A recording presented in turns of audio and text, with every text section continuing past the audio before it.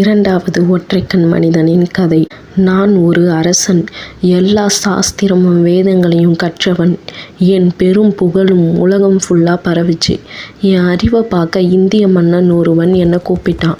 இந்தியாவை பார்க்க ஆவலோட நான் பயணத்தை தொடங்கினேன். நீண்ட தூரம் மலை, காடு, பாலைவனம் கடந்தேன். என்னோட பல பேர் வந்தாங்க. ஆனால் விதி வேற நினைச்சது போல. அடர்ந்த காட்டில் வழிப்பறி கொள்ளையர்கள் எங்களை தாக்குனாங்க. என்னோட வந்தவங்க எல்லாம் பயந்து ஓடிட்டாங்க. நான் மட்டும் தனியாக இருந்தேன். என் பொருள் எல்லாம் பறி போயிடுச்சு. அலைஞ்சு திரைஞ்சு ஒரு நகரத்துக்கு போனேன். அங்கே ஒரு தையல்காரன் எனக்கு நண்பன் ஆனான். என் கதையை கேட்டான். அவன் என்னை எச்சரித்தான். இங்கே நீ யாருன்னு யாருக்கும் சொல்லாத. நான் இந்த நாட்டோட அரசன் உன் தந்தைக்கு விரோதின்னு சொன்னான்.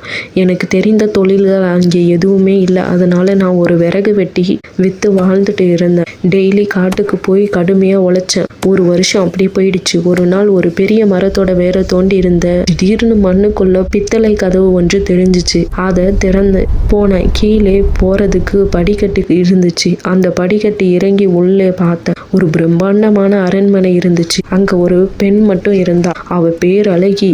என்னை பார்த்து நீ மனிதனா இல்ல பூதமானு கேட்டா. நான் மனிதன் தான்னு சொன்னேன். அவ சொன்னா, நான் கருங்காலி தீவு ராஜகுமாரி. இந்த பூதம் என்னை கடத்திட்டு வந்துடுச்சு. 10 நாளுக்கு ஒரு முறை அந்த பூதம் இங்க வரும் சொன்னான். இப்போ 6வது நாள். இன்னும் 5 நாள்ல வரும். அந்த காகிதத்தை தைத்தா எனக்கு தேவையான எல்லாத்தையும் பண்ணி கொடுத்துட்டு போயிடும். அந்த பூதம் வரும்போது நீ போய் மறைஞ்சிக்கோ. வாரத்துல ஒரு நாள் தானே பூதம் என் கூட இருக்கும். மீதி நாள் உன் கூட தான் இருப்பேன்னு சொன்னான். ஆனா என் மனசு கேட்கல. அவ எனக்கு மட்டும்தான் சொந்தம்னு நினைச்சேன். அந்த பூதத்தை கொல்லணும்னு நினைச்சேன். நான் அந்த காகிதத்தை தேய்ச்சேன். பூதம் வந்துச்சு. நான் தப்பிச்சு ஓடிட்டேன்.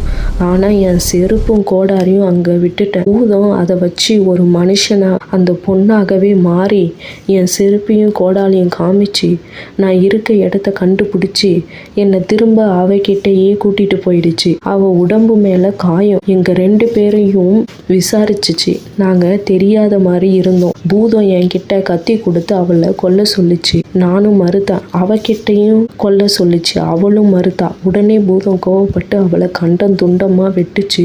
உன்னை ஒரு மிருகமா மாத்த போறேன். நீ எந்த மிருகமா ஆக போறேன்னு நீயே சொல்லு அப்படின்னு சொல்லிச்சு. நான் பொறாமை குணம் படைத்த ஒருவன் மன்னிக்கப்பட்ட கதை போல என்னை மன்னிச்சிடுன்னு சொன்னேன். அந்த கதை என்னன்னு பூதம் என்ன கேட்டுச்சு.